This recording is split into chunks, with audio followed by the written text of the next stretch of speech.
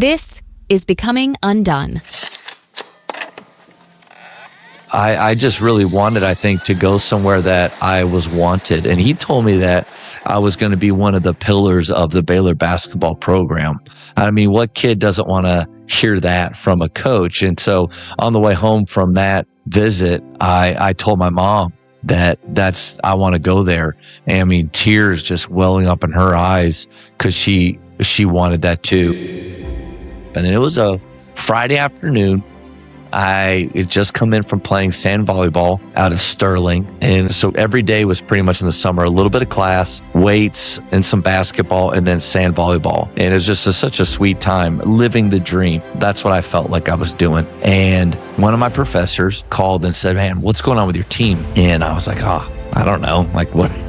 I played with a lot of knuckleheads, I think is a nice way to put it, over the years. And he said, "No, you need to turn on the TV. They're talking about that their Baylor basketball players missing and a possible homicide, and that Baylor basketball players might be involved."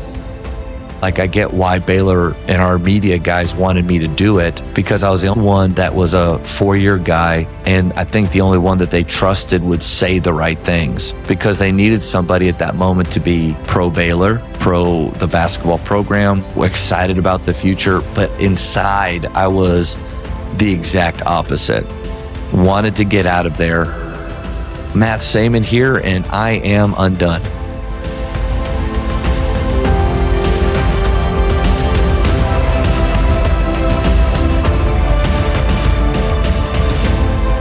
Hey friend, I'm glad you're here. Welcome to yet another episode of Becoming UnDone, the podcast for those who dare bravely, risk mightily, and grow relentlessly. I'm Toby Brooks, a speaker, author, professor, and performance scientist. I spent much of the last 2 decades working as an athletic trainer and a strength coach in the professional, collegiate, and high school sports settings.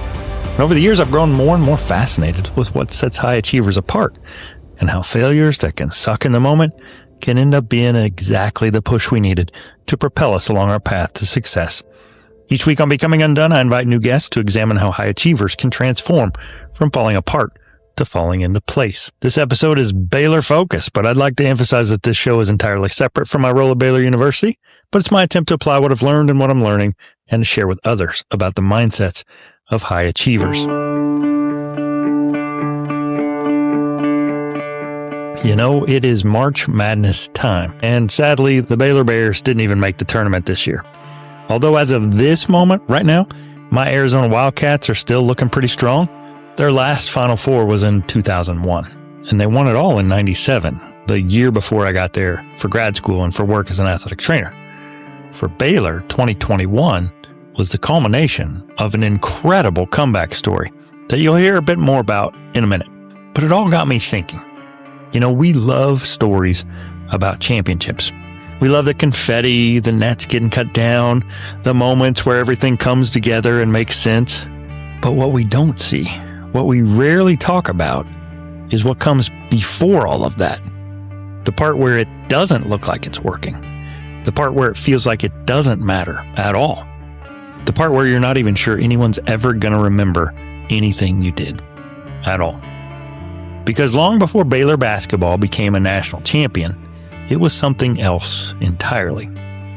It was broken. And for a small group of players who lived through that season in 2003-2004, there was no guarantee of what came next. No roadmap, no momentum. For a while, not even a coach, just a decision. Show up anyway or walk away. Today's guest knows a thing or two about all that. Today, Matt Sayman is the head boys basketball coach at Midway High in Waco.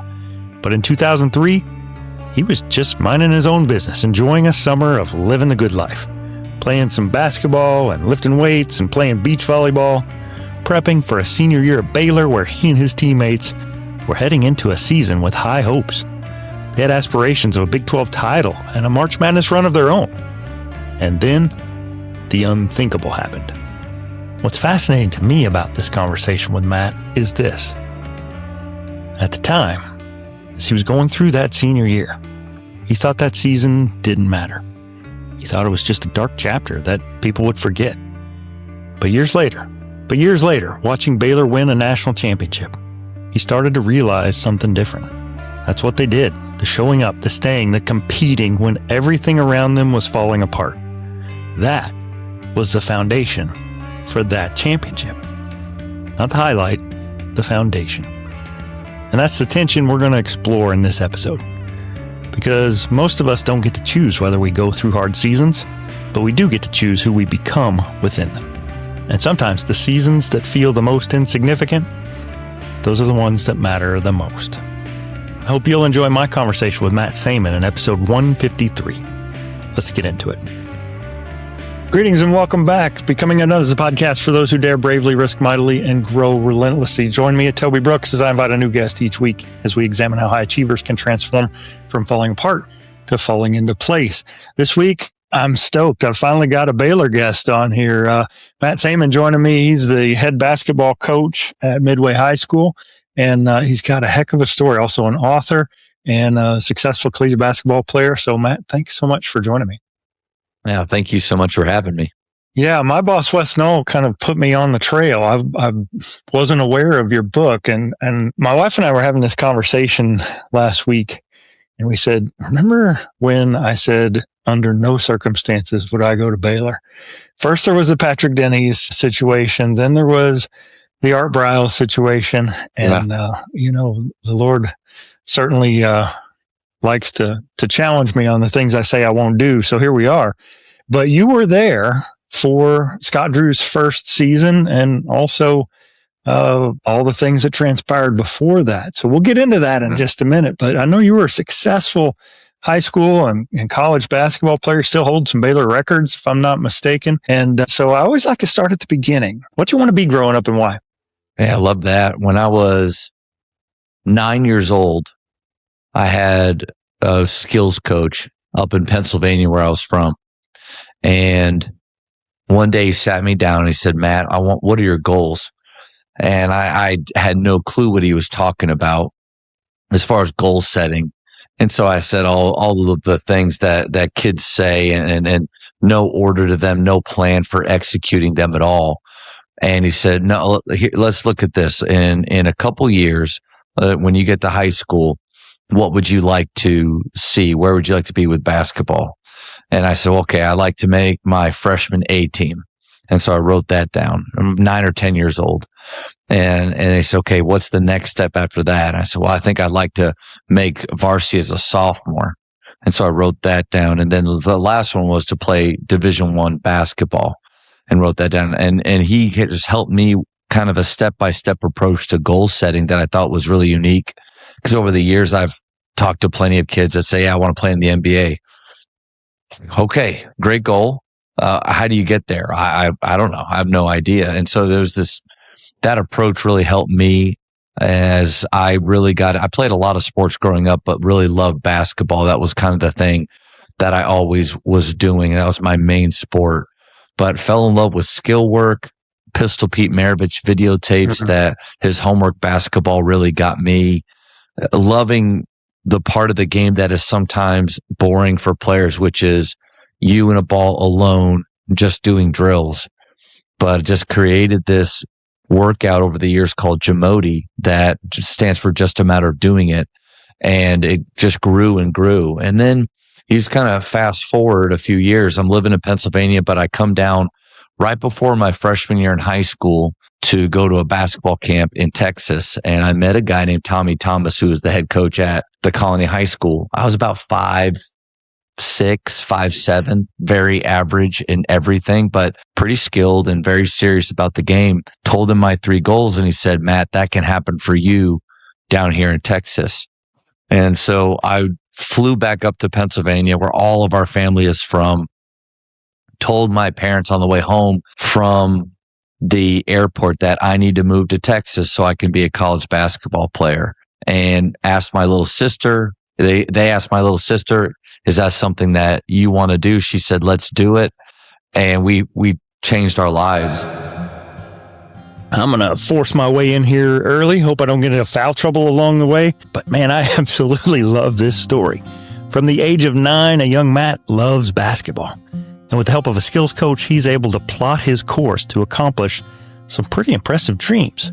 I like to say strategic in purpose, relentless in pursuit, better every day. And at 9, Matt's got a strategy.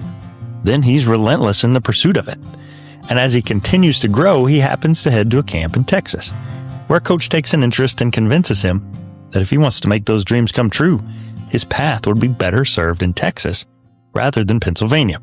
After talking it over with his family, and this is the remarkable part, they agree.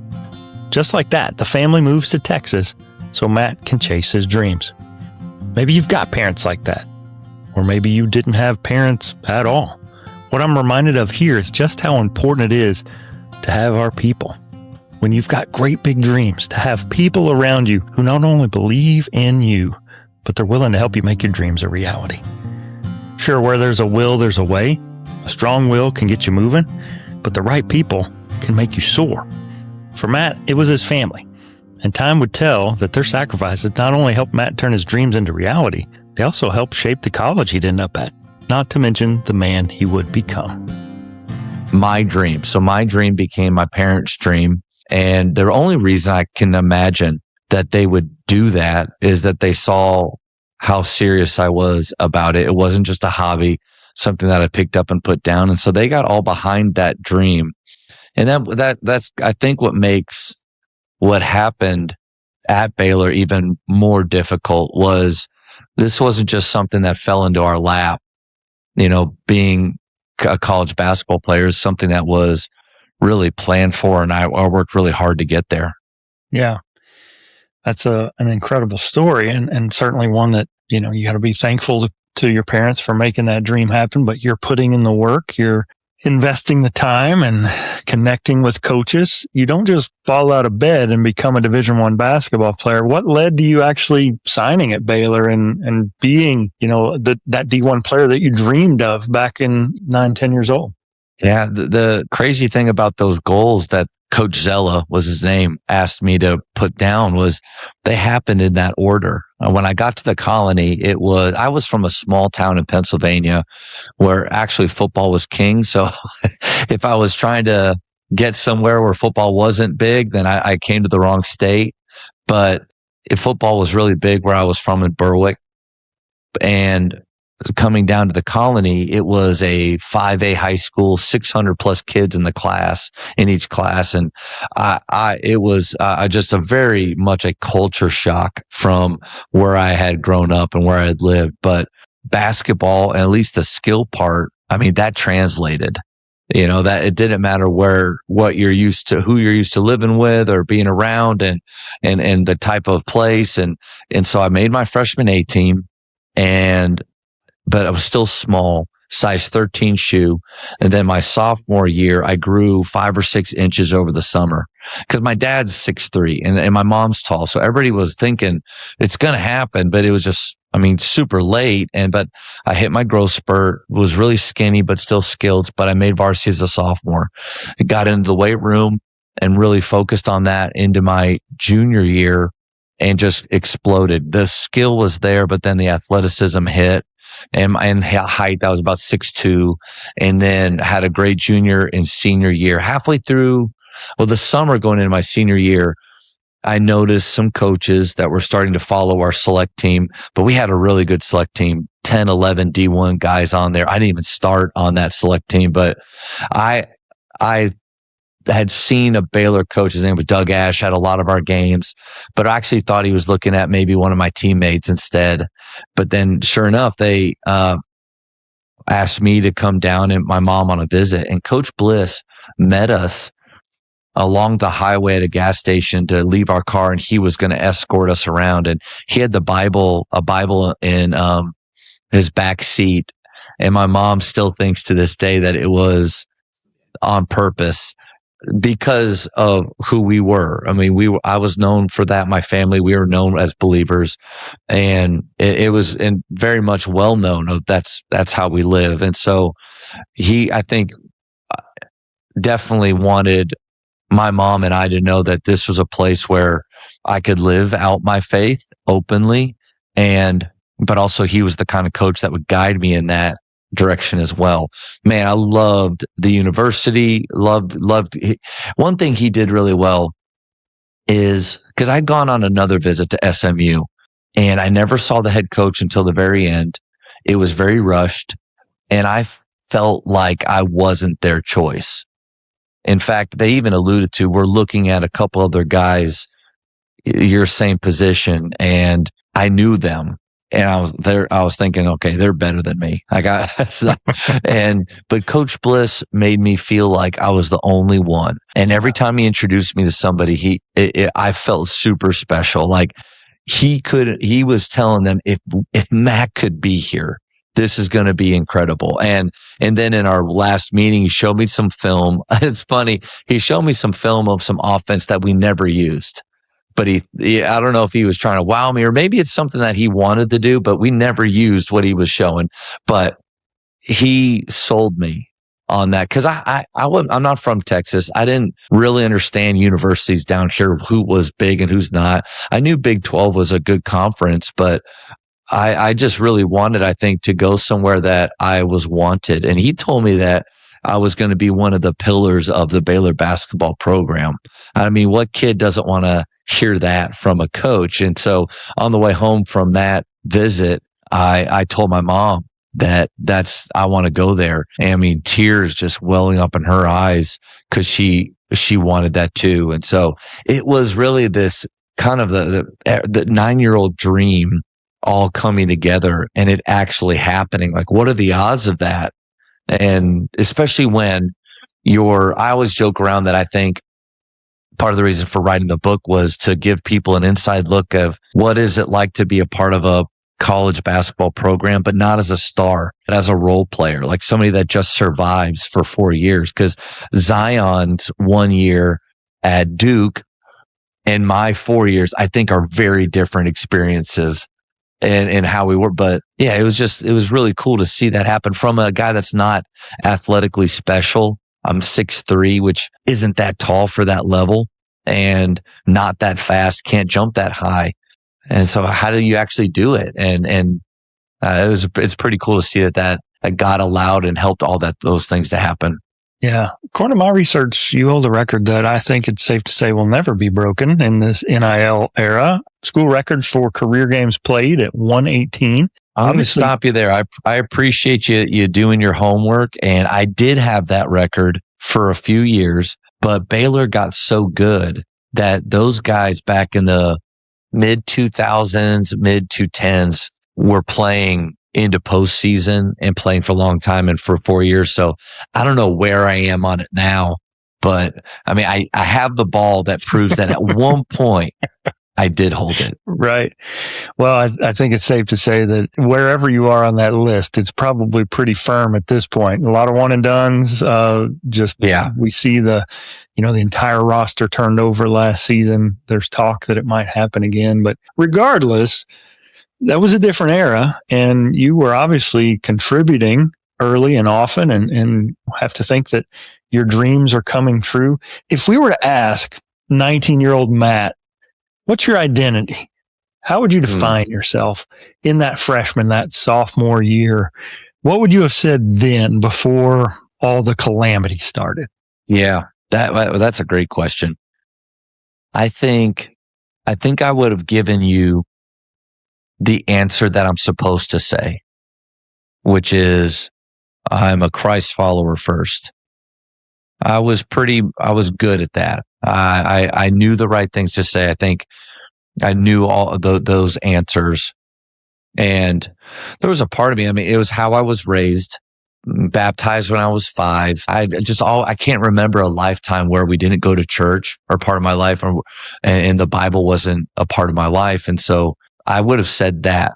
Now, the honest answer is basketball. Mm-hmm. And the only way I know that now is because when that summer hit, and basketball is kind of ripped apart, I realized I don't have an identity. And the identity that I thought I had, or I told people I had been walking away from that for quite some time.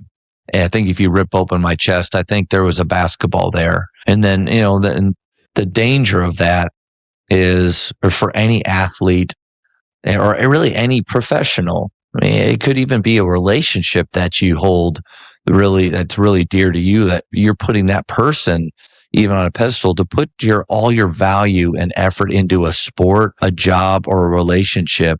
What happens if it breaks apart? Yeah. And I've just learned that the hard way that sports will let you down. Basketball, your job, your profession, everything will let you down. And hopefully God puts people in your life that won't, but we're flawed. And so I think that's the answer I would have given. You've maybe seen those videos on Instagram or TikTok that say, quote, subtle foreshadowing, end quote, where the dude's like trying to open up a bottle or loosen up a drain plug on an oil pan. And there's quick little brief clips inserted where he's covered with it, right? This is that. Matt acknowledges that for that time in his life, he was a college basketball player. He loved Baylor because it was a place where he could be vocal about his faith. He could live it out. He could be authentically Christian. However, in the summer of 2003, the world would learn a lot about Baylor, and Matt would learn a lot about himself. There are moments in a career where everything you thought you were building suddenly gets stripped away. And for that Baylor program, in the wake of the Baylor University basketball scandal, it wasn't metaphor. It was real. If you're not familiar with that moment in college basketball history, I'd say it's one of the darkest stories in the history of college sport. A Baylor player, Patrick Dennehy, was tragically murdered by a teammate, Carlton Dotson. In the aftermath, it was revealed that head coach Dave Bliss had instructed players specifically to lie in order to cover up NCAA violations, including improper payments, pinning the blame on the slain Dennehy, making him out to be a drug dealer who was the source of the money that had actually been handed out against NCAA rules by Bliss. What started first as a tragedy quickly exposed something deeper, a culture that had horribly lost its way. And when it all came to light, the program that had been on the rise and was expected to make a run at a Big 12 title absolutely cratered. Scholarships were slashed, players transferred, coaching staff gone. The season was essentially forfeited. Baylor basketball became, for a moment, the example nobody wanted to be. And it's been the subject of more than one documentary. And to this day, it's a stain on the fabric of a school that has long heralded itself as unapologetically Christian. And if you're Matt Sayman in that moment, your career hangs in the balance. Because the thing you committed to, the system you trusted, suddenly isn't there anymore. Then enters Scott Drew. Young, full of energy, unproven, walking into what a lot of people called the worst job in college basketball at the time. And he didn't walk in just promising wins. He walked in promising a rebuild from the ground up, even mentioning championships in his initial press conference. People across the country listened and maybe even laughed as this young guy out of nowhere took the helm of a program with an active murder investigation ongoing from last year's roster. And he's talking about winning championships. But that's where this becomes more than just a story about a scandal. Because for Matt, this wasn't about bouncing back. It was about deciding who he was going to be when everything else around him was unstable. Under Bliss, whatever that program had become, it had broken. But under Drew, with most of last year's talent either gone or incarcerated or murdered, it didn't immediately get better. Matter of fact, it got harder. Fewer players, fewer wins, more uncertainty.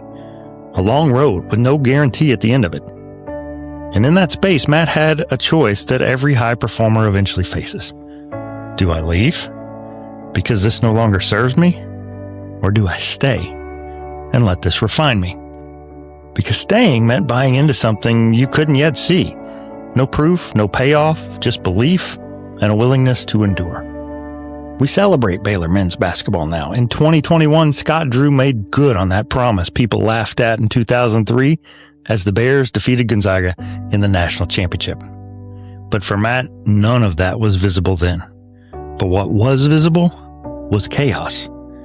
And what he chose to do in that chaos, that's what actually shapes a career.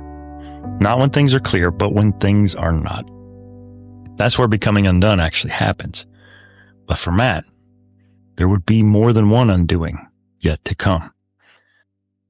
Yeah. Well, I appreciate that transparency. I think for a lot of folks, we wear masks. We want to, and I can say for myself, there's lots of times when I might give an answer that I wish were more true, when in fact, if I really got honest and vulnerable and shared the truth in that season, it might be a little bit different. So I appreciate you sharing that. So the wheels start falling off and the unthinkable. I mean, we've got a murder on a college basketball team and the coaching staff implodes. The program is in disarray and you're one of the few, the title of your book, The Leftovers, and the subtitle there, Baylor, Betrayal, and Beyond. So talk me through that season and what it was like in Waco and what it was like inside the basketball program and maybe what Matt's thinking at this point. Do I transfer? Do I stick it out? Like what are you thinking in that season? I think just to rewind a little, it was what made it even harder was the direction we were heading. NIT my freshman year. And so I already got a taste of postseason. Like this can happen at Baylor with Coach Bliss.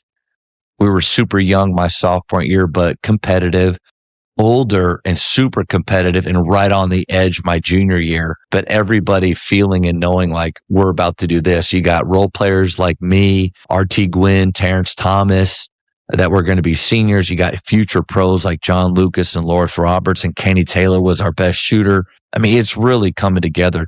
Like kind of looked at that we could be in the top 4 in the Big 12, which is top 25 usually, which means March Madness, which I'm a Duke fan and I always grew up a Duke fan, went to Duke basketball camp and practiced Christian Laettner's shot out in the driveway falling into the snow. You're breaking my heart right now, Matt. I was a Kentucky fan growing up, so that turnaround jumper at the free throw line and stuff of nightmares. All those great March Madness moments, filling out brackets over the years, and you know when you and I are talking right now, it's coming up this weekend. It's still a special. It's the most special sporting event to me, you know that we have. But to be a part of that is the ultimate goal, I feel like, of every college basketball player and coach. And so it was about to happen. And it was a Friday afternoon. I had just come in from playing sand volleyball out of Sterling. And so it was every day was pretty much in the summer, a little bit of class, weights and some basketball and then sand volleyball. And it was just such a sweet time, living the dream. That's what I felt like I was doing. And one of my professors called and said, "Man, what's going on with your team?" And I was like, I don't know. Like what? I played with a lot of knuckleheads, I think is a nice way to put it, over the years. And he said, "No, you need to turn on the TV. They're talking about that their Baylor basketball players missing and a possible homicide and that Baylor basketball players might be involved." And I had lived a pretty charmed life to that point. I can't remember a significant death in my family. Parents were still together. This idea of I have this dream I have for basketball, God in my mind was making it all happen the way that I wanted. Kind of my own theology of like a genie. And this was the first time that was derailed or there's a hiccup in it at all. And over the course of that summer, it was 2 months. 2 months of new revelation after new revelation and learning right along with everybody else what it felt like. Yeah, it was the world, because fast forward to after my senior year in Baylor, I'm playing in Iceland. My first practice there, one of my teammates asked, "Where'd you play?" I said, "Baylor," thinking that they've never seen a Big 12 player before in Jarvik, Iceland. And I said, puzzled look. He goes, "Don't they kill people there?" Oh, wow. And so like that story followed me. But yeah, that summer, I wanted to get out of Waco. Waco, to me, I loved being on campus. In fact, at that time, what's that movie? Van Wilder. It's not a great movie, but he was on campus for 6 or 7 years and was like, "I love it here. I'm going to keep staying." That was my vision of grad school and just staying. I'm just going to stay here. But that campus just started to close in on me and my teammates. It was no longer about basketball. It was, what do you know? What can you tell us? I'm driving from Dallas back to Waco, and I get a call from New York Times. That'd be really cool if they were wanting to know about our team and how great we were going to be and what's it feel like to be in a top 25 team. No, it was, what can you tell us? What don't we know yet? I would go to the Student Life Center, the SLIC, and which I'd done felt like thousands of times.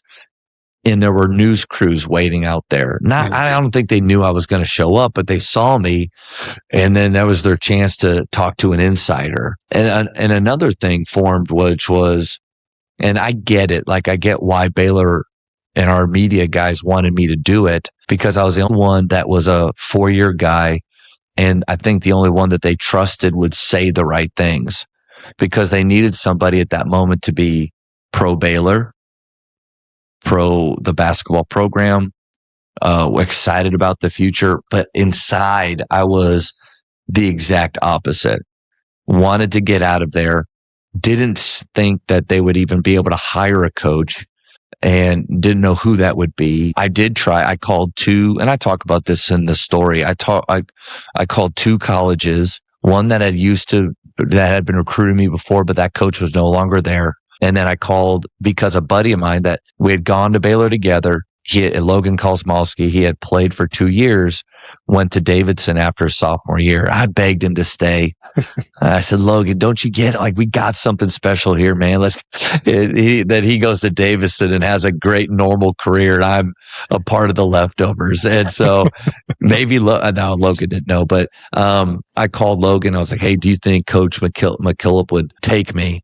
And he was like, oh man, I'll put you in touch. I had a 10-minute phone call with Coach. He was super kind to me, but I'm a 6'3", average athleticism player that averaged 4.5 points a game. And I take charges and I dive on the floor, and I'm a really good teammate. And he just was kind and said, we don't really take 1-year guys, which I totally understood at that time, because transferring wasn't the same as it is today. You typically aren't doing it for good reasons. And the guys that did come, they would sit out a year, and it would take them so long to get in the mix for 1 year.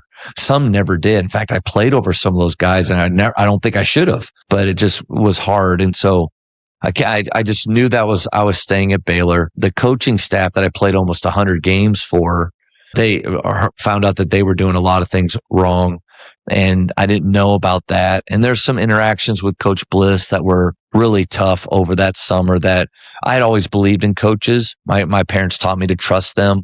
And it was the first time I felt like I was really had been lied to by them. And then on top of it, Patrick Dennehy. I mean, he was a red shirt my junior year, so kind of in and out. Red shirts aren't always at practice, aren't always around, but we knew how good he was going to be and that he was going to really help us next year. And he was always really kind. I never had an issue with Patrick at all, but for him to be gone, and one of my teammates, Carlton, who I actually really liked and was a couple lockers down from me, and we would kind of, our paths of playing time were sometimes along the same lines, to where I felt like we kind of had each other's back and would encourage each other, and never saw that coming. And I lost 10 teammates that summer. And so you're just going into your senior year I'm a 21-year-old that's really been living this kind of charmed life, and now everything is crashing down. And so, to go back to your question earlier of identity, I was just completely lost. Yeah, that has to be tough. And, you've got expectations, thinking that the team's going to be kind of moving onward and upward, or on the threshold of doing some great things, and all that comes crashing down, not to mention a death and NCAA issues.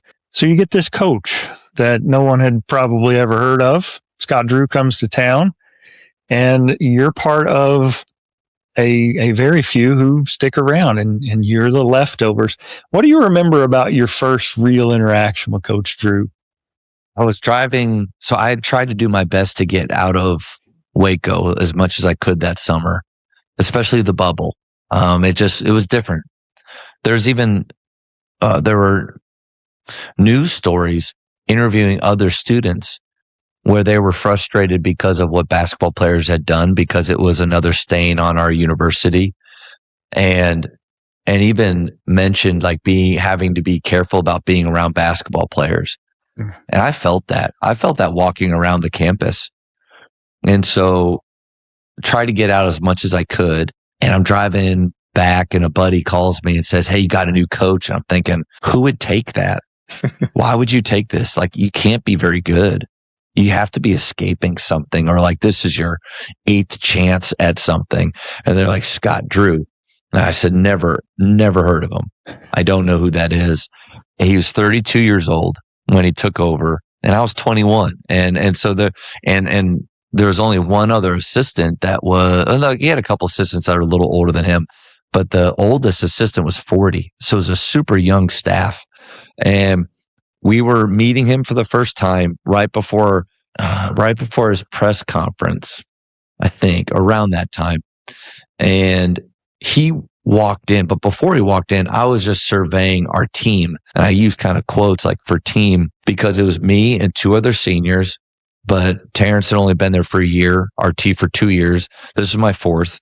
We had a couple freshmen that were sophomores now that didn't play much as freshmen. And then a freshman that did decide to come, because a lot had decided not to come anymore, and some walk-ons. And I just remember thinking, I know what we're about to go up against in a Division I, Big 12, high-level schedule that Coach Bliss had made for a top 25 team, and let alone the Big 12 and all of the Hall of Fame coaches that were there and NBA players at that time. And I was just down in the dumps about how did this happen?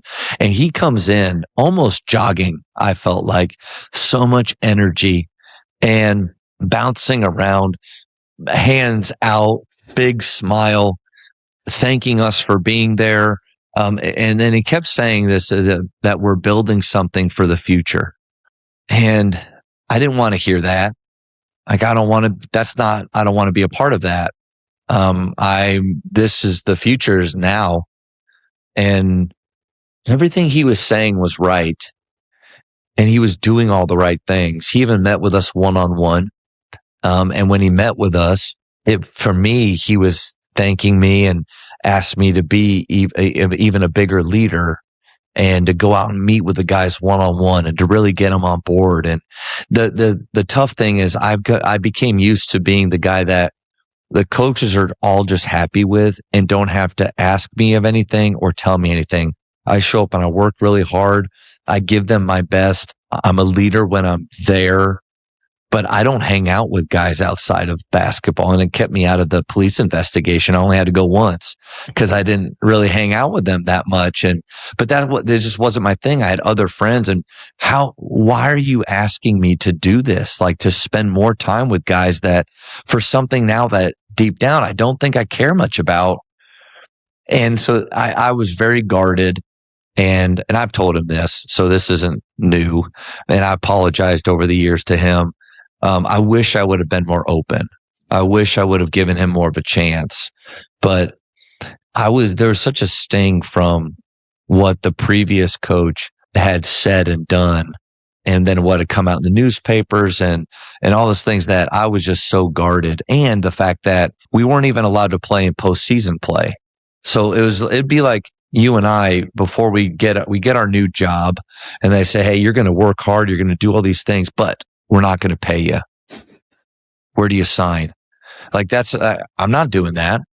And so before but then I had to be up in front of everybody talking in front of the media saying, "Hey, happy to be here. Glad that Coach Drew is here. Excited for this season. We get to go to Hawaii. That's fun." Yeah. But all in my head, I'm thinking, none of it matters. We don't even if we were hypothetically had been good, we couldn't play. And as somebody that was just working, like, that was to me the big carrot at that time. I didn't want to play after college. I was planning on going to grad school and staying on staff. Yeah, it just wasn't the picture that I thought. And even the start that year, it was just rough. Yeah.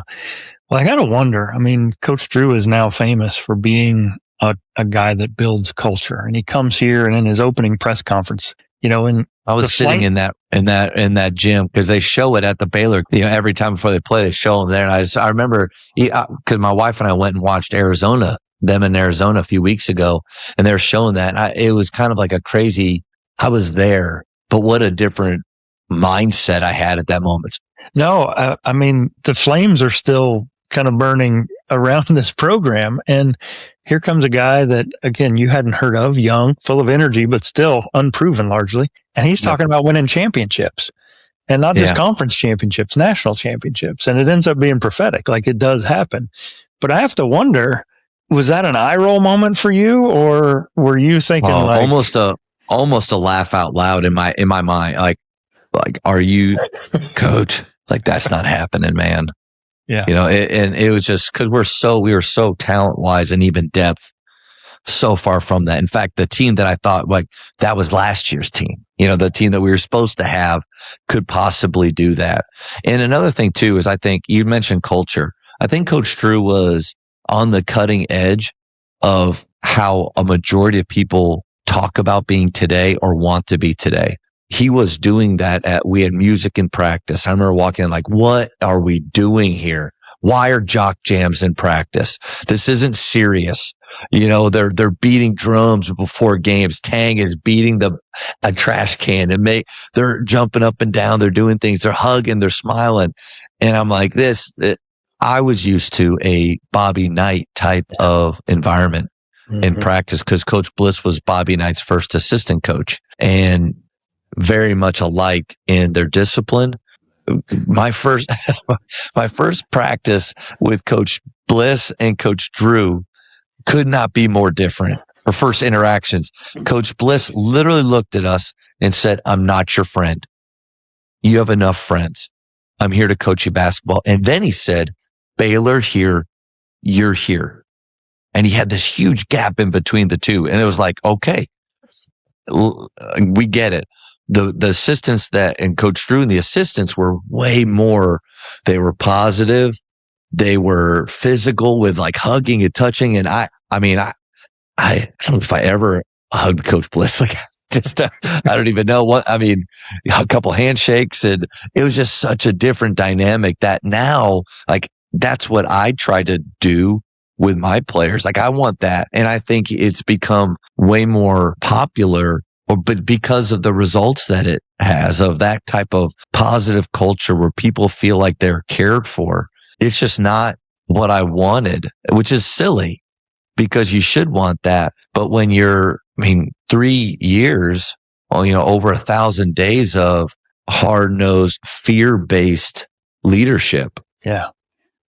You get used to that, almost to the point where this is serious. You're not a serious program if you're not doing that. Yeah. In my research, teaching and coaching share lots in common, and much of the work that I've done talks about the apprenticeship of observation and how, whether you're an athlete or a student, you are on the receiving end of coaching and teaching. And that has a way of kind of settling into our beliefs about what it means to be a coach and to be a teacher. And if you've spent a lot of time under an authoritarian coach, you kind of tend to become an authoritarian coach. And a lot of judgment comes in when we experience someone that's different from our own. So I have to think that Coach Drew is known for building culture, but for you, it was a culture shock, and maybe not in a good way initially. So you managed to make it through that season, and basketball's over. Lots of times in this show, we talk about that transition, and you mentioned you played professionally. So talk me through where you were psychologically when your collegiate playing days had ended, and you're considering what's coming next. We'll be back after this quick message. Have you ever looked in the mirror and thought, what in the hell just happened to my life? When the career shifts, when the relationship ends, when the identity you've built your whole life around disappears overnight. That's not failure. That's what I call a purpose storm. And most high achievers aren't prepared for it because no one ever taught us how to train for a comeback. I'm Dr. Toby Brooks, and I built the science of the comeback for people who refuse to stay broken.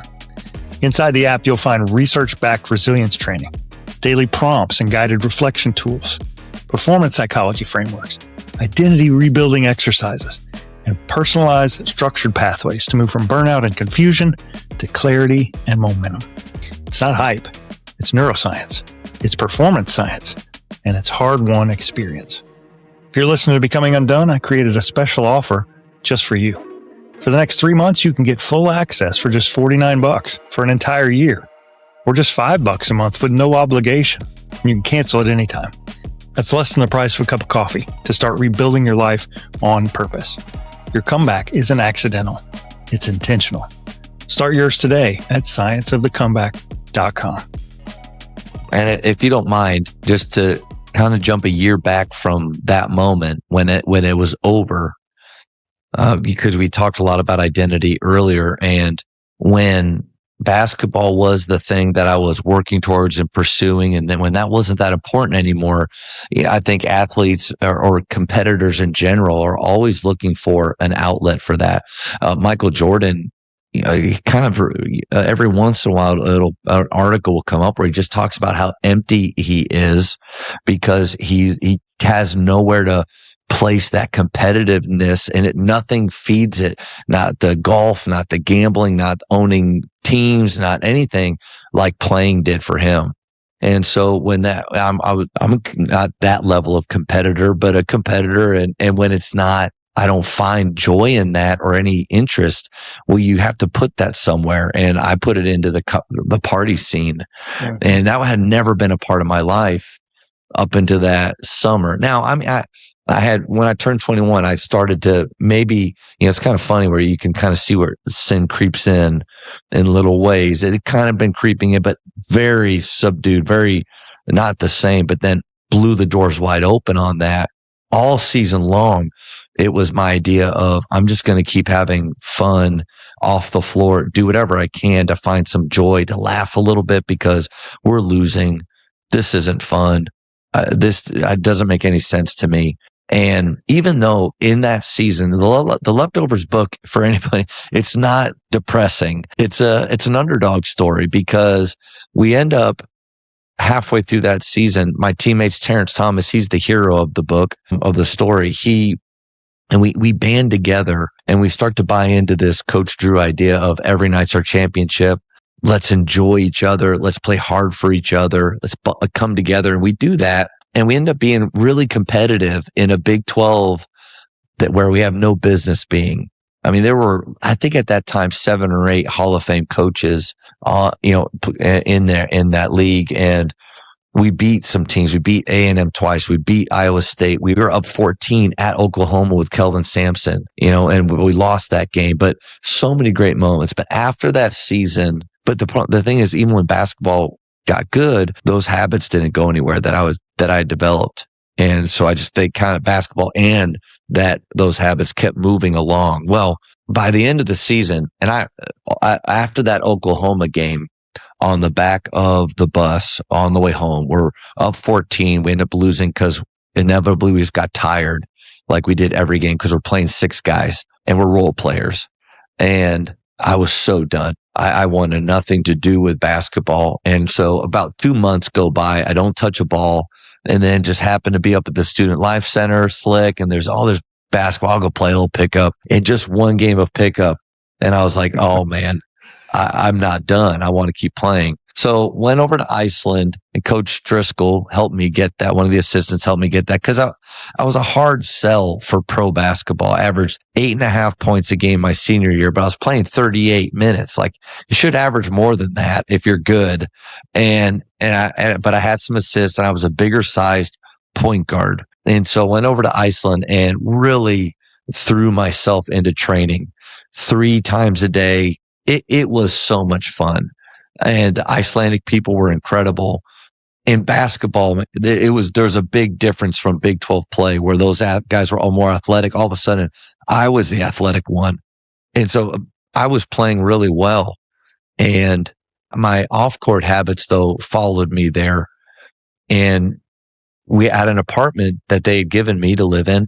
And, one night we had a really big party there. And the owners of the club came to me and said, Matt, you can't do that again. Like, that's not what this is for. And I was just so arrogant, lost, just thought I'm invincible maybe. And a couple nights later had even a bigger one. And the next day they came and handed me a plane ticket. And at that point, I was averaging a triple double. We had won the Icelandic Cup. I had offers to go to other European countries and play, but I wanted to stay in Iceland where because I'm a loyal guy. And they asked me to leave, and I completely understand why they did. When I came home from that, I was about 22 then at the time, and completely lost. I mean, I went to Abercrombie and Fitch and was a manager there for a year. I kind of have a Baylor degree. I played college basketball and I'm folding jeans. For Matt, he manages to weather the storms at Baylor, both external in the campus, community, and media, in the wake of one of the largest scandals in college basketball history. Not to mention the internal turmoil, where it feels like the love of the game is gone. In a season that started as a disappointment before it even began, with a depleted roster and NCAA sanctions, making even an unlikely successful season ensure that postseason aspirations were impossible. But one pickup game back at the campus rec center and some help from an assistant coach, and he finds himself on the other side of the world as a pro basketball player. And it's going well for a while. Matt's a star in Iceland, but his partying habits that had taken root during his senior year ultimately spell the end of his professional career. It would mark the end of his dreams as an athlete and send him straight into the teeth of a purpose storm. With time and again with some help from someone who believed in him, at this point, perhaps more than he believed in himself, he sets off in a new direction, finding a new purpose along the way, not to mention a divine appointment with a beautiful young lady. But more on that in just a sec. And I'm folding jeans. No offense to people in retail. It was just, I just didn't know what to do. I tried 9 different jobs in about 3 years. And then luckily, and I think it's a God thing, but a guy, my high school coach called me and said, hey, there's a guy that's opening a gym and wants a director of basketball operations in Dallas, and you should go meet with him. And I did that, met with him, and then part of my task there was to create an 8th grade boys select team for his son. And that group of boys, coached them. It was my first time to ever do that. And I fell in love with it.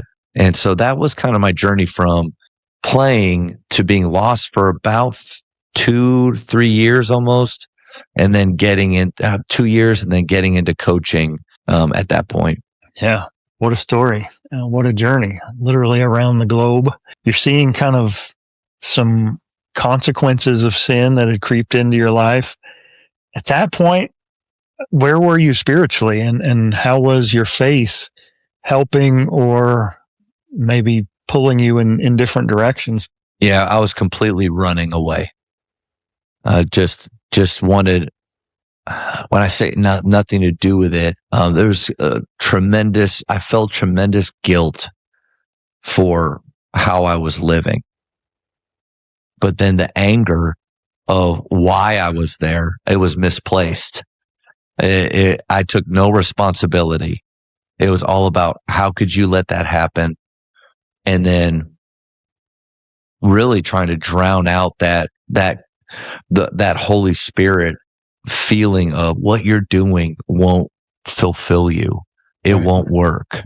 You're trying to escape this, but it's not going to go anywhere. And I knew that's where it's kind of like, I'm so thankful to my parents for raising me the way that they did and giving me that foundation, and for Christ coming into my life at a young age, because even though I went a poor direction and made some bad choices, I always knew what I was doing was wrong. Yeah. And that this wasn't the life that God had for me. Mm-hmm. But there was that anger piece of like, well, then why'd you let that stuff happen? But that's not how it works. And that's that young person's idea of who God is or what it is to be a Christian. And what I wish is I could go back to that time when that all happened and really figure out, okay, God, what can I learn from this? How can I be a light during this time? How can I serve others? How can I help others that are struggling right now? I did none of that. I became completely selfish and only focused on my happiness, pleasure, and joy. And man, that will take you down horrible roads. So really from that summer to my 30th birthday, I was a high school coach at the time, varsity assistant. And I wish I could apologize to some of those early on players, because I was good at the basketball part, but didn't horrible at the culture part.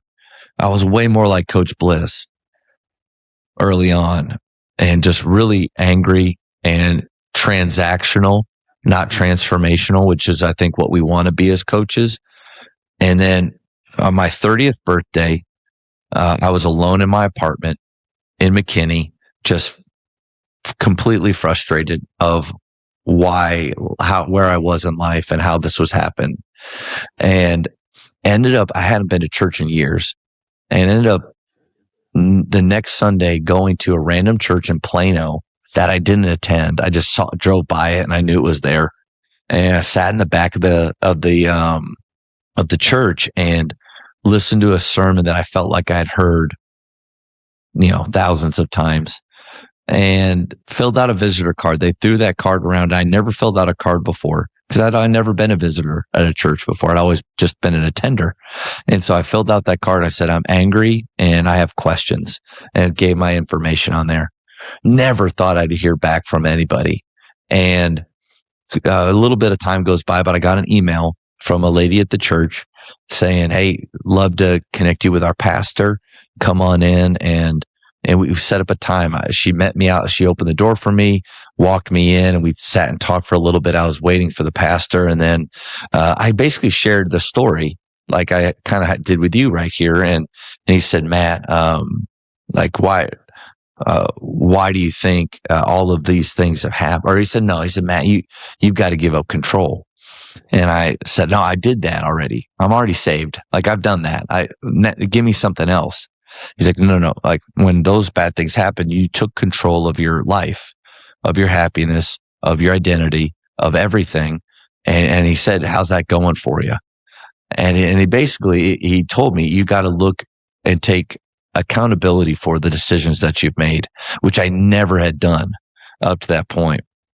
And so, pretty cool, life-changing moment there. But to me, it felt more like coming back home.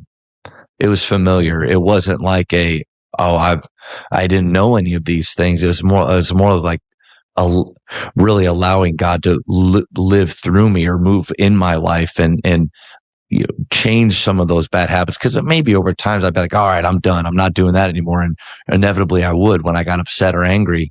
And then another cool thing that I wasn't looking for when I walked into church that day was the lady that answered the email and opened up the door. We got married a year later, and then now we celebrated, I think, 13 or 14 years. For 13 married, 14 knowing her. But Jana, God put her there that day for a catalyst for change. And I'm so thankful for that. Yeah. Wow. A non-believer would just say, wow, you're really lucky that you just happened upon that. That's church, right? But what a coincidence. No. Yeah. Yeah. Well, I love the redemption that's kind of baked into that, and how there's kind of a full circle moment there where the faith that led you to Baylor and may have wavered ultimately is strengthened, and you once again kind of understand and maybe are living out that answer of when someone asked about your identity. Man, it's so much better when we can actually be the thing we claim to be. Speaking of redemption arcs, though, that same bright-eyed, brash, happy coach with his arms wide talking about national championships at Baylor actually wins one. Talk to me about how you and the leftovers, do you claim some ownership in that process? Where do you see yourself in the Baylor story, and specifically with Scott Drew? Do you think that season ultimately helped lay the foundation for what was to come at Baylor? Well, okay. Sitting by my wife, holding her hand, watching Baylor win it in 2021, incredible. tearing up the whole time when we realized, okay, they're actually going to hold Gonzaga off, because I thought the whole time Gonzaga was going to storm back. Like, no way are we going to hold this 20-point lead for this long. But man, we did. And over the years, I've had some people thank some of my teammates, I'm sure, for staying and what we did. For years after that my senior year, I thought nobody cared, that it was just this horrible, dark time that we don't want to think about or get past. I was even reluctant to come back to campus for a few years after, which was silly. That was all in my head. And a few years after, I think maybe 2008 or 2009, I'm not sure about that date, but I was going to American Airlines to watch Baylor play Gonzaga, actually.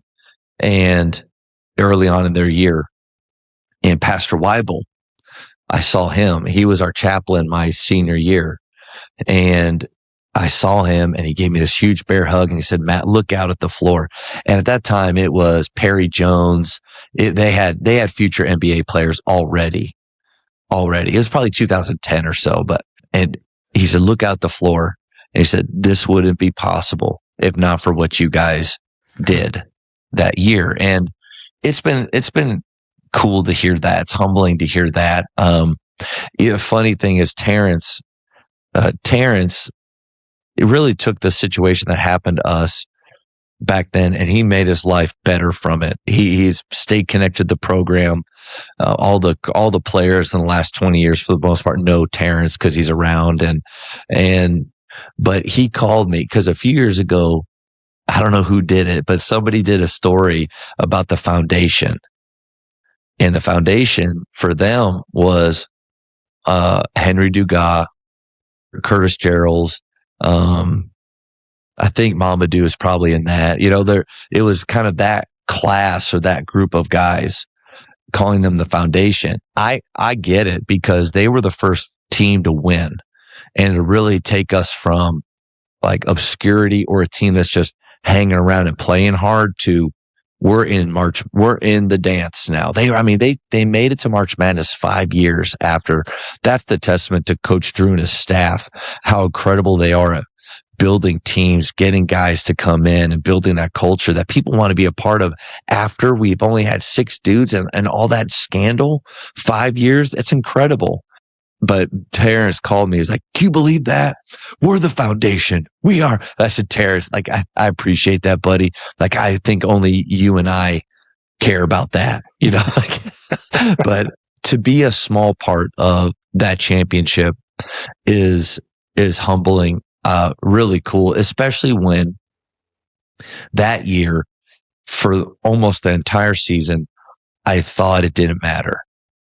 I didn't think what we did would ever mean anything to anybody. I got to box out. I got to wedge myself back in here one more time. Matt says, quote, "I didn't think that what we did would ever mean anything to anybody." End quote. Even the title of his book, The Leftovers, which we'll get to in a minute, gives testimony to how Matt felt like he'd worked his whole life, being that gritty, tough, leadership first, glue guy who might only get you single-digit points for 38 minutes of work, but he'd also take 3 charges and 2 dives on loose balls and double-digit assists. He did all the little things, only to have all of that go so horribly wrong and stolen away just weeks before it culminated with that senior season that had transformed almost overnight from promise and opportunity to tragedy and hopelessness.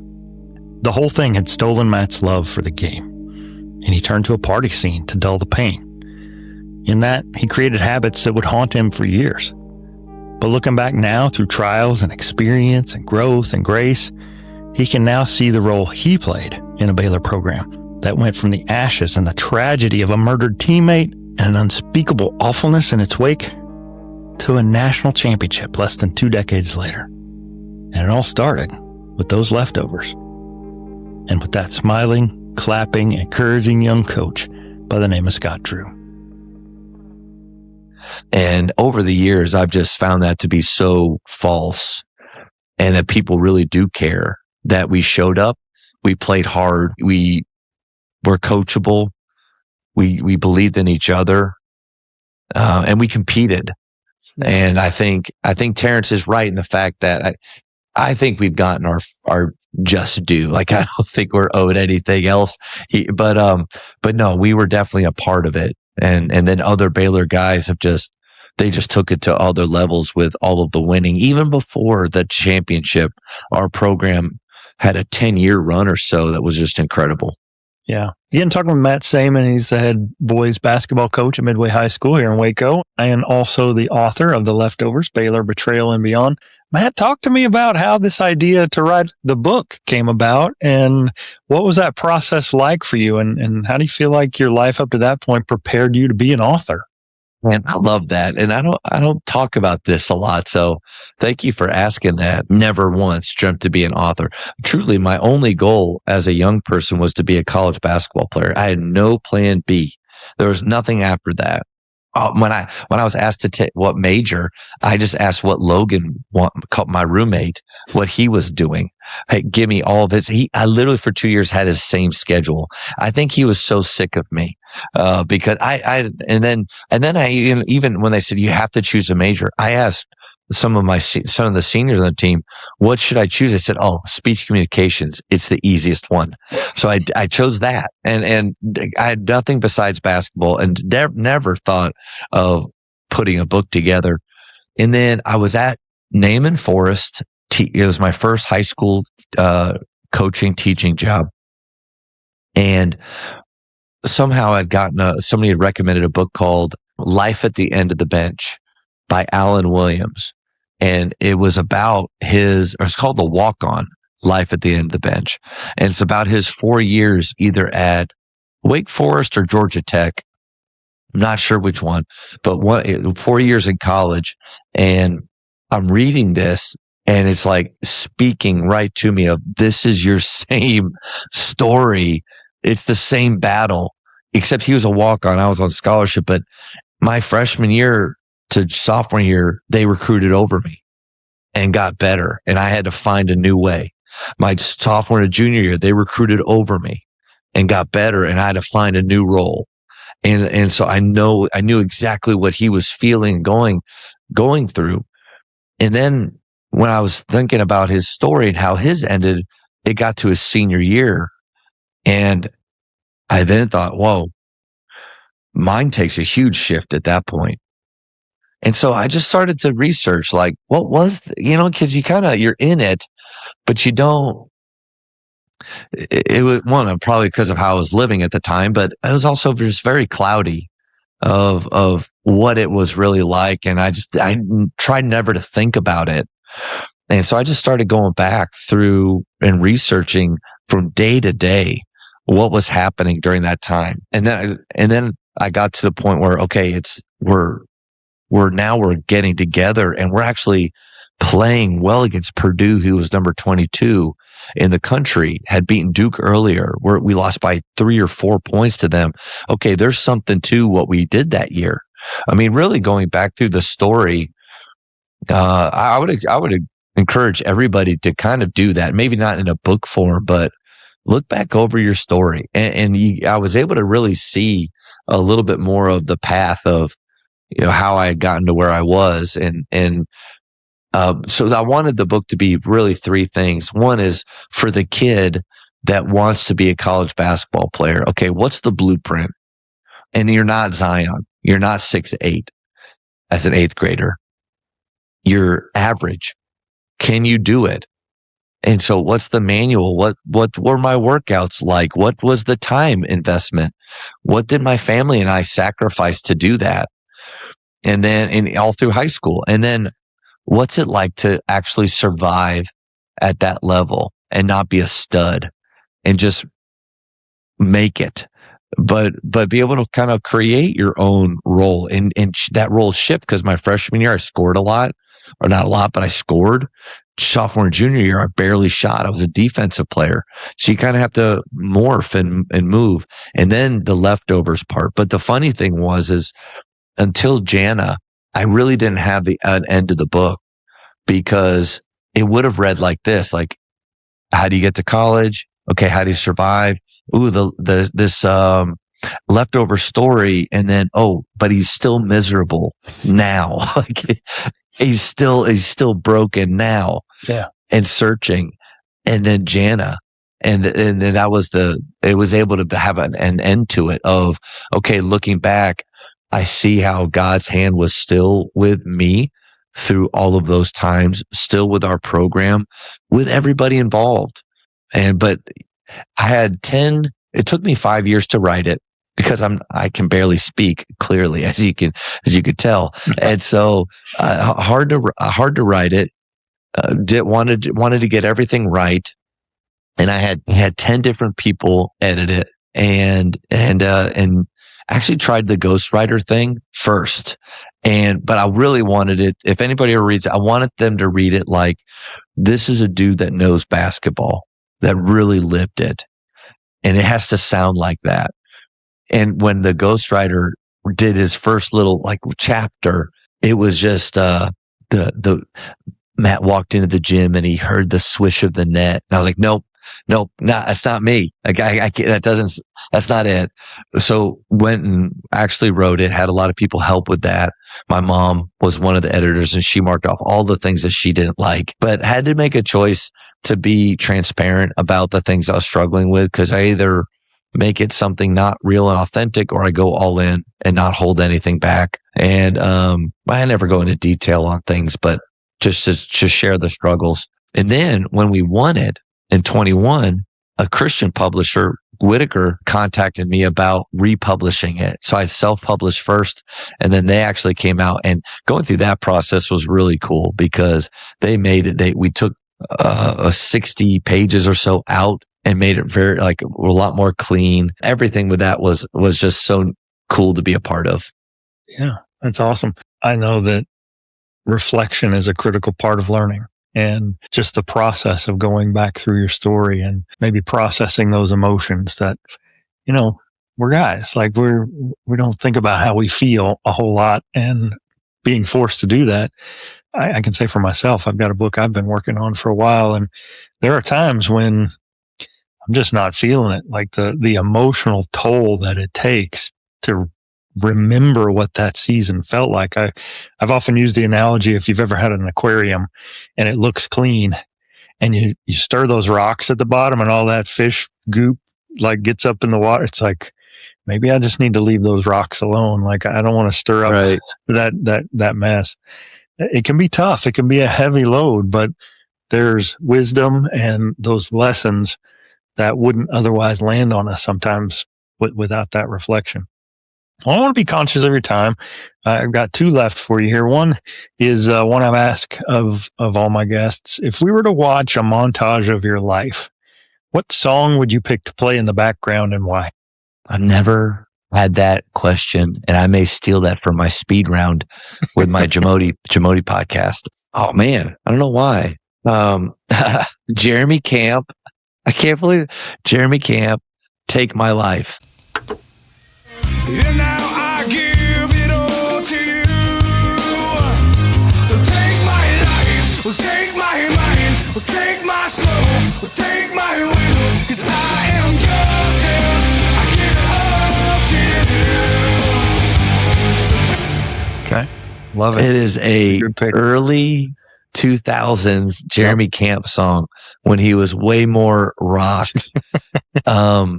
But there's so many, it's like, because there's a fierceness to that song. And when I was a player, I was in Iceland, they called me Matti Skrati, which means Matt the Devil, which don't like that part, but because I had a brand of playing that was fierce and intense. And then with coaching, I have to kind of be careful with that and not to let that guy out sometimes, but in the right way. But that song, Jeremy Camp, Take My Life, a lot of great moments in that. I give it all to you. He says that repeatedly, and I like that. Yeah, no, that's a jam. I have a playlist that I put together with all of my guests' picks, so you'll get dropped into that mix, and then I'll also drop the YouTube video of that song into the episode. That's good. That's really good. Last one. I know you're fairly new in your role at Midway, but the question I ask of all my guests, the other one is, what for Matt is left undone? A few years ago, so I was at Grapevine Faith Christian School for 12 years and that was my first head coaching job, got to coach my son through high school. He just graduated last spring, and they were doing some interviews there about legacy. And I wasn't trying to be annoying to him, and I'm not trying to be annoying to you either by answering your question this way. But he asked about legacy. What do you want your legacy to be? And I think I just had finally gotten to the point with coaching, with culture and things like that. I told him I don't worry or care about that. And he kind of went like this. I was like, well, no. I'm obviously, when it's all said and done, I'd like for it to be a good one. But my only focus is on being the best I can right now, not focusing on things in the future that I can't control. And so it's kind of to your question is, you asked, say it again, what's still left undone? Yeah. So the idea behind the show is sometimes we can feel like life is pulling us apart and we are unraveled and we feel like we've come apart and we're undone.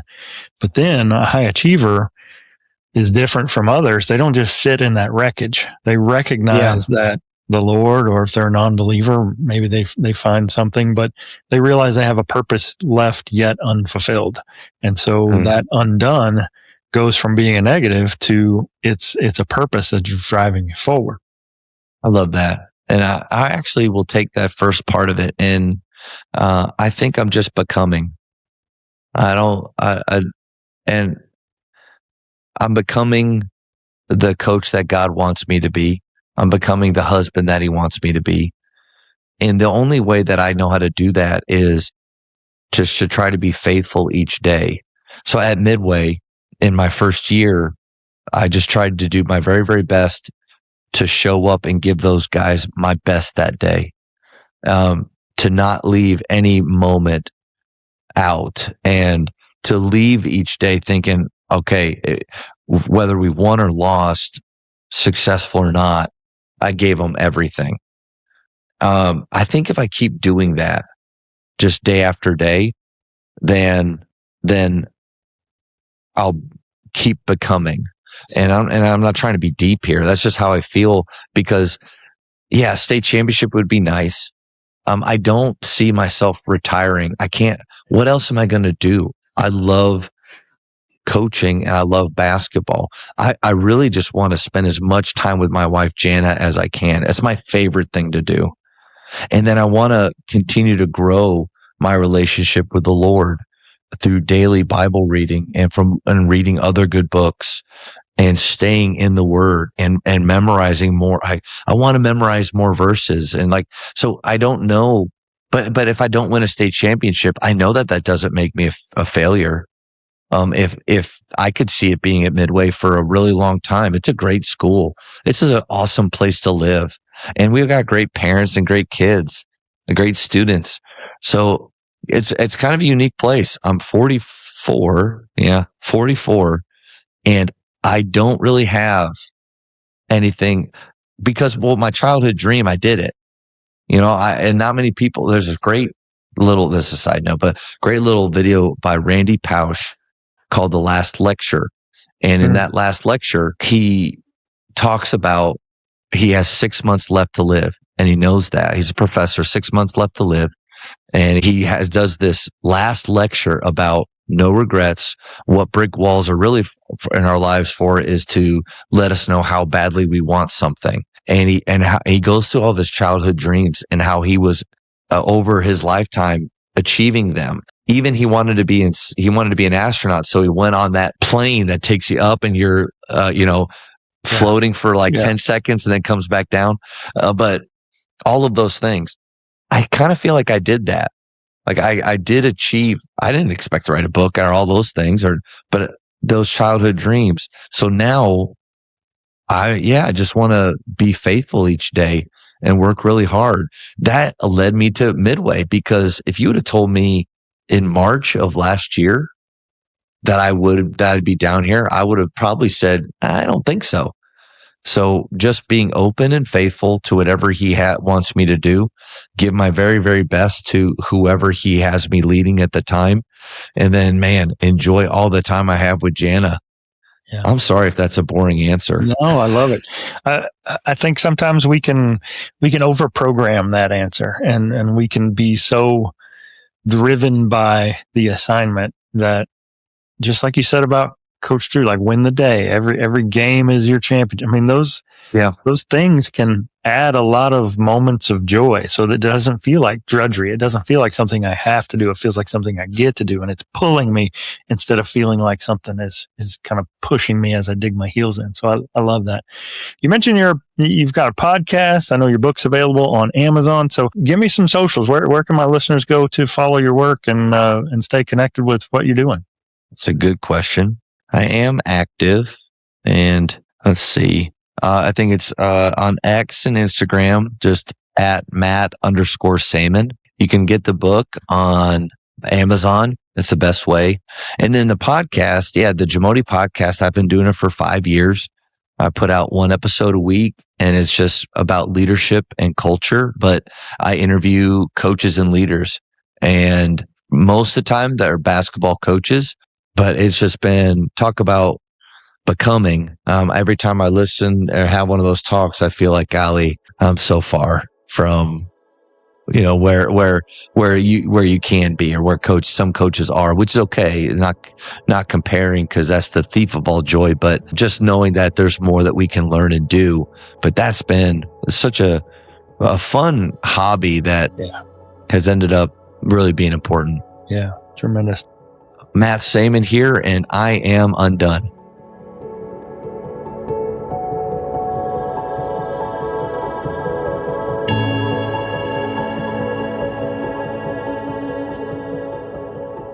There's something that Matt said in this conversation that I just keep coming back to. For most of that season, he thought it didn't matter, that it was just this dark chapter that people would want to forget. And yet, years later, he's sitting there watching Baylor win a national championship and realizing that what they did mattered more than he ever understood in the moment. Not because of the wins, but because they stayed. They showed up. They competed. They believed in something that didn't yet exist. And I think that's part of this story that resonates for me the most, because most of us have seasons like that. I know I have. Seasons where it feels like nothing we're doing is even moving the needle. Seasons where it feels like we're just grinding away in isolation and obscurity, where we start to wonder if any of it is even worth it at all. And what this conversation reminds us is this: those might be the very seasons that are laying the foundation for everything that comes next. Even if you can't see it yet, even if nobody's clapping, even if it feels like it doesn't matter, it does. So wherever you are right now, if you find yourself in one of those seasons, stay. Keep showing up. Keep doing the work. Because you might not be in the highlight reel right now, but you might be building the foundation.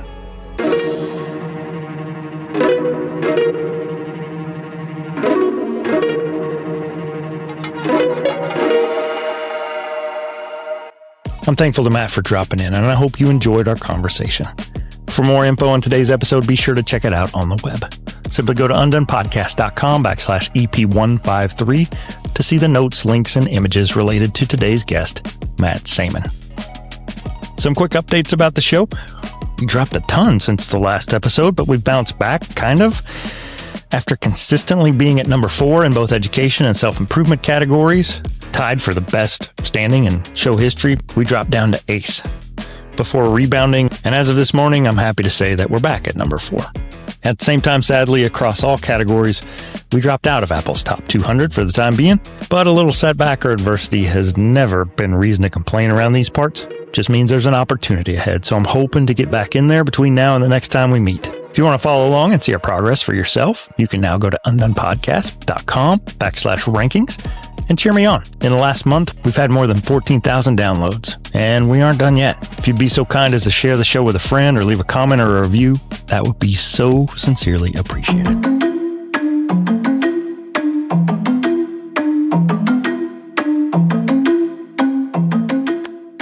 Last episode, I introduced something new that I plan to be doing each episode. It's kind of weird, but I call it the Teal of the Week. If you listen to my multi-part Larry Johnson series, you heard me talk about how my deep love for teal started back in high school with LJ and the Hornets. It's not just a 90s staple. To me, it's a trademark. It's my signature color. And if you're watching on video, you'll notice that although the new studio is brimming full of color, for this episode, I was just wearing black t-shirt. But now as I record this commentary for this episode, I am wearing my current absolute favorite shirt that lives in my closet. It's a long sleeve Jordan brand Charlotte Hornets shooting shirt. And I love how it feels. I love how it fits. I'm a performance scientist and I like to let my data do my deciding. So over the years, and the data backs me up on this, I've learned that the environments that we create, right down to how we decorate our space, what we choose to wear, all those things can influence how we show up. So for me, teal has become that cue. For me, it's become this subconscious signal that represents clarity and energy and focus. It's a small but consistent way to signal to myself it's time to be present. It's time to be intentional. It's time to do this and do it well. So each week I'll be wearing a different teal shirt, usually tied to a team or a program, just as a way to keep that rhythm and that consistency. So this week it's one of my first teal teams, the Hornets. Back in the day, I had an original Hornets starter jacket, had a Charlotte windbreaker, one of those super cool Magic Johnson all-over print Hornets tees. I've been looking for one of those on eBay for a minute, but they are rare, and when I find them, they're like $150 for a 30-year-old t-shirt. I just can't force myself to do it. I actually have a senior picture in my cheap knockoff Larry Johnson Hornets replica jersey, but all that to say, the Hornets and I go way back. So when I slip on this particular shirt, whether I'm headed to the office to knock out some work, headed to the gym to lift, or headed to the court to play, I just feel better. And as Primetime maybe said it best, years ago, I have a famous quote that you recognize. It said, look good, feel good, play good, you pay good. See, you thought that quote was all about sports. It's not. That quote is about you. And it's about life. Because if you look good, you feel good. If you feel good, you perform good. If you perform good, what comes next? They pay good. So never underestimate that look, that presence, that je ne sais quoi that you're trying to attract. Because you got it. Don't give up on you. But it all starts with you. Baby, you've got to look good.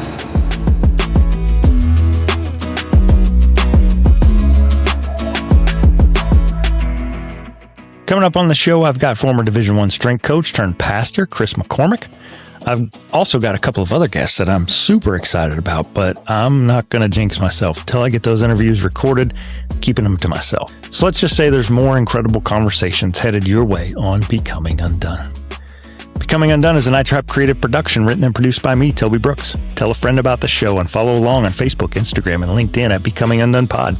And follow me at Toby Brooks, PhD on Facebook, Instagram, and LinkedIn. Check out my link tree at linktr.ee/Toby Brooks, PhD. Listen, subscribe, and leave me a review on Apple Podcasts, Spotify, iHeartRadio, or wherever you get your podcasts. Till next time, keep getting better.